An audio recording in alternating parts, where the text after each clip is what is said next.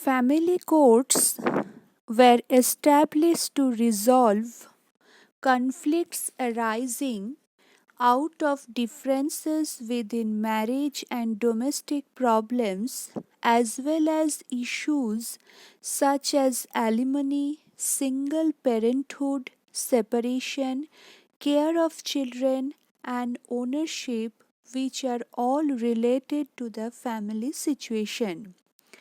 These family courts give priority to mutual understanding over witnesses and evidence and to counselors over lawyers. Emphasis is on resolving issues quickly but justly.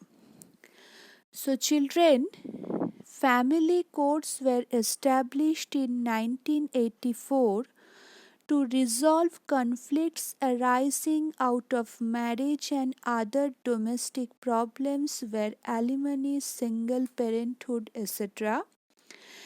These family courts gave priority to mutual understandings over witnesses and evidence. It emphasized to resolve issues quickly but justly.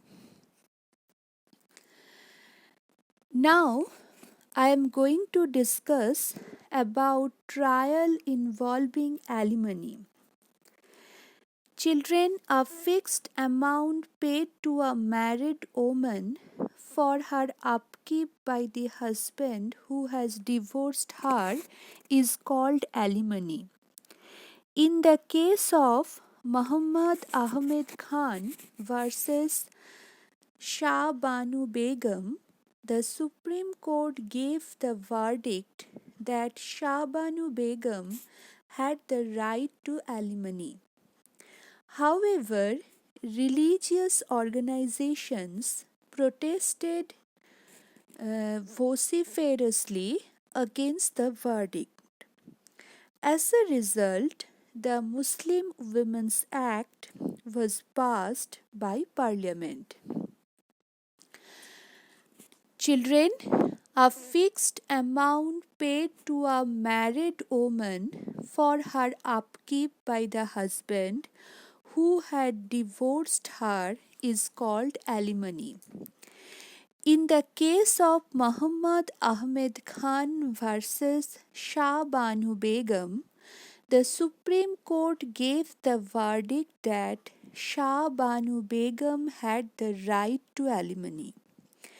Due to the protest against the verdict by the religious organizations, Parliament enacted Muslim Women's Act in 1986. Now you will come to know about the Commission of Sati. Satya Prevention Act on 4th September 1987, Rup Kanwar, a married woman, committed sati. She did not do this for her own free will. She was coerced into doing so. Committing sati, glorifying the practice of sati, were all illegal acts. The women activist and journalist Meena Menon, Geeta Sheshu, Sujata Anandan, Anu Joseph, and Kalpana Sharma investigated the case. In 1998, the government passed the Sati Prevention Act with very stringent provision. Children, here I want to discuss about sati. What is sati? Sati was a historical Hindu practice in which a widow sacrifices herself by sitting atop her deceased husband's funeral pyre. The extent to which sati was practiced in history is not known with clarity. However, during the early modern Mughal period, it was notably associated with the elite Hindu Rajput clans in western India, marking one of the points of divergence between Hindu Rajputs and the Muslims Mughals who banned the practice. In the early 19th century, the East India Company, in the process of extending its rule to most of India, initially tolerated the practice. William Carey, a British Christian, noted for 438 incidences within a 30-mile radius of capital Calcutta in 1803, despite its ban within Calcutta. Between 1815 and 1818, the number of incidents of sati in Bengal doubled from 378 to 839. Opposition to the practice of sati by British Christians such as William Carey and Hindu reformers such as Raja Ram Mohan Roy ultimately led the British Governor General of India, Lord William Bentinck, to enact the Bengal Sati Regulation 1829, declaring the practice of burning or burying alive of Hindu widows to the punishable by the criminal court. These were followed up with other legislation countering what the British perceived to be interrelated issues involving violence against Hindu women, including Hindu Widows Remarriage Act 1856, Female Infanticide Prevention Act 1870, and Age of Consent Act 1891. So, children, what is sati? Actually, sati was a historical Hindu practice in which a widow sacrifices herself by sitting atop her deceased husband's funeral pyre. The incident of Sati by Roop Kanwar on 4th September 1987 created an uproar. She did not do this on her own but was forced to do it. Meera Menon, Geeta Sheshu, Sujata Anandan, Anu Joseph, and Kalpana Sharma investigated the case. More stringent provisions were made in the Sati Act in 1998, passed by the government. Children, now I am going to discuss about Protection of Human Rights Act. Human Rights Protection Act was enacted in 1993 to prevent injustice to men and women. So, children, Human Rights Protection Act was enacted in 1993 to prevent injustice to men and women. National Human Rights Commission and the State Human Rights Commission were established in some states. This law played active role in mitigating injustice dealt to women. Now, children, you will come to know about reservation for women.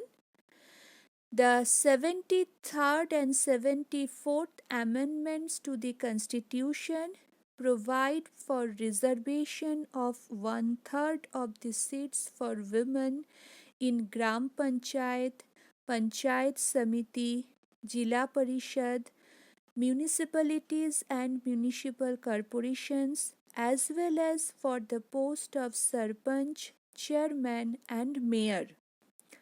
Maharashtra and 15 other states have reserved 50% seats for women.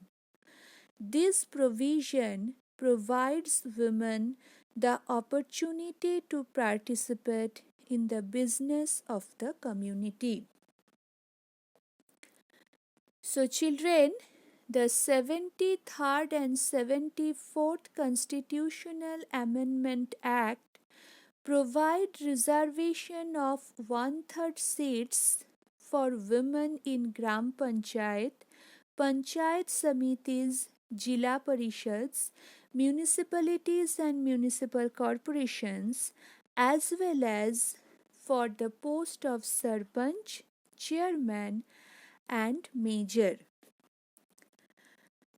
Reservation has been increased to 50% in Maharashtra and 15 other states. It provides opportunity to participate in business to women. Children, in the post-independence period, the Constitution of India accepted the principle of equality and men and women. Hence, women got the important political right to vote. Women got equal rights to education and work on par with men.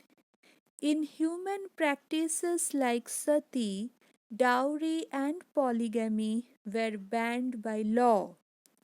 Women's right to sue for divorce was recognized.